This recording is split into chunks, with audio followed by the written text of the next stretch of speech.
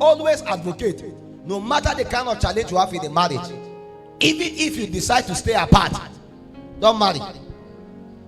Because you have come together and you realize that it's not good for you to be alone. Now you come together, but now you realize it's good for you to be alone. Then remain alone. If two people unite together and now by themselves agree together, not because the other one forcefully refused and abandoned the other person, together they agree to put some restriction among themselves, my brother, they can still be like that and go to heaven, and all of them can remain like that without sinning. It becomes a sin at the point when one commits fornication. Fornication means you sleep with somebody that is not married. Adultery means you sleep with somebody that is married. At that point, now you have sinned. Go with me to the book of Amos chapter 3 verse 3. The Bible says, can two walk together except they be? No matter how wise you are, you can't force people that don't want to work together to work together. No matter. Can two work together except they be first agreed? That means if two people decide that we will not work together, if you like, kill yourself, they will not work together. At the tail end, one will walk alone, because the other one will have to die. Are you understanding me? May you not be the one that will die. Go with me to the book of Luke chapter 16 verse 18. Luke 16 verse 18. The Bible speaking says, whosoever put away his wife and marry another committed what? So you see, what you call divorce, the Bible call it putting away. Do you understand? Whosoever put away his wife and what? Marry another committed what? Adultery. And whosoever marry her that is put away from her own husband committed what? Now you see, divorce now is leading to what? Sin. Because if I want to reframe this scripture, whosoever put away his wife and do not marry another, right, and remain alone, has not done anything. I know you won't like what I'm saying.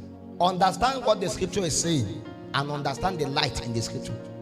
The problem there is not that you put away your wife. The problem is that you are so wicked that you put away your wife and you carry another wife. If you feel you don't need a wife, sir, you don't need a wife. If you feel you don't need a husband, you don't need a husband. But you cannot put away somebody else and carry another person. The only legal right where you can carry another person is when the person has died. Are you understanding my journey now? I don't have problem with two people staying apart, but I have problem with two people staying apart and sleeping with other people. At that point, their putting away has led them to commit sin, and that is the reason why the thing become complicated. Go with me to Deuteronomy. Deuteronomy chapter 24 verse 1. This was the counsel that Moses gave them. When a man had taken a wife and married her, and it come to pass that she find no favor in his eyes, because he has found some uncleanness in her, then let him write her a bill of divorcement and give it in her hand and send her out of his house. And when she is departed out of his house, she may go and be another man's wife. And if the later husband hate her, and write her a bill of divorcement and give it in her hand and send her out of his house, or if the later husband die which took her to be his wife, her former husband which sent her away may not take her again to be his wife. After that she is defiled, for that is abomination before the Lord. And thou shalt not cause the land to sin, which the Lord thy God giveth thee for an inheritance. When a man has taken a new wife, he should not go out to war, neither shall he be charged with any business, but he shall be free at home for 1 year, and shall share up his wife which he has taken. You know that me, I will not support this kind of it. If I marry on Saturday, I marry in the morning, in the evening we continue Shekinah. Oh, yo. This thing, I don't agree with it. Not because it's not Bible. Imagine you are married, you should go for honeymoon for 1 year. What do you want to do in that 1 year? those days it was a time of war. Every Jewish person was supposed to be in war. So when you are married, you are exempted from war. We are not in time of war now. We are normal people that work, that have our job. After 30 days, they give you salary. My brother, you don't want to work for 30 days. Who will pay you? A day will come, even that your wife in your honeymoon will slap you. Come on, stand up. I'm going to be a responsible man. Don't do that. Any honeymoon beyond 1 week, 2 weeks, I think is becoming something else. If I'm your guy, I will call you and say, continue your love. Just know that you are replaced. So, but look at the counsel that Moses gave. Moses said, when you marry a wife and a time come that, she does not find favor on your side, it means that a time come when you don't like her. Moses said you can write her a letter of divorcement and send her away. And when you send her away, if any man see her and he find favor in her sight, he can marry her. So I can be married now, and after some months, I look at my wife and I saw that she's not washing her clothes very well. I enter the toilet is dirty. I enter the kitchen is dirty. I say, you are a dirty woman. I don't like uncleanness. From today, I divorce you. Carry this letter in your hand. Go and look for a man that will marry you. So anytime you go, you tell the man, I'm divorced because I'm unclean. So do you want to marry me? I used to leave the house, scatter. Do you like those kind of... Because there are some guys that also like scatter women. So all of us will scatter everywhere.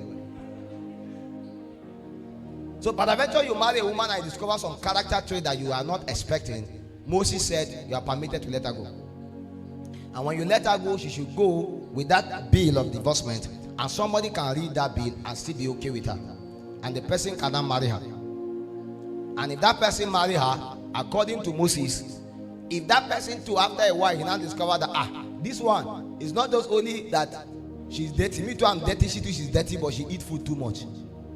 And because she's eating food too much more than me, I don't like her. Now she doesn't find favor in the side again. You now say, okay, why? Apart from you are unclean, you don't used to wash your clothes, you are dirty. Now you eat food too much. So this is the second letter of divorcement they will add to you. So you hold the two and move. So when you meet Igu, you say, I don't used to wash my clothes, I eat food too much. Do you like me like that? Maybe you say, well, I think I like you like that. Me too, I eat food. Me too, I don't wash clothes very well. You now carry Igu again. Then both of you will start the journey again. Look at the confusion in the Old Testament. You now see why they marry too many. It's only a letter. It's like one outside man in my area. He will marry a woman after 3 months. He will say, now sekeke. You pack a look. When she born one, pia. When she born one, pia. Every day they are doing wedding. We are just eating food every time. The only difference with this one is that household, when you marry the woman, and when the woman you seke her, you have to do a seke 3 for you never to marry again. If you do a first seki, you can remarry her. If you do a second seki, you can remarry. But if you do a third seki, you can't marry her. But in this Jewish custom, if you marry somebody, you write a letter of divorcement, you send her away. She go and marry somebody, the man now send her away. Later on, you now feel like, I think I'm okay with this woman that is not clean. You can't marry her again. You understand now?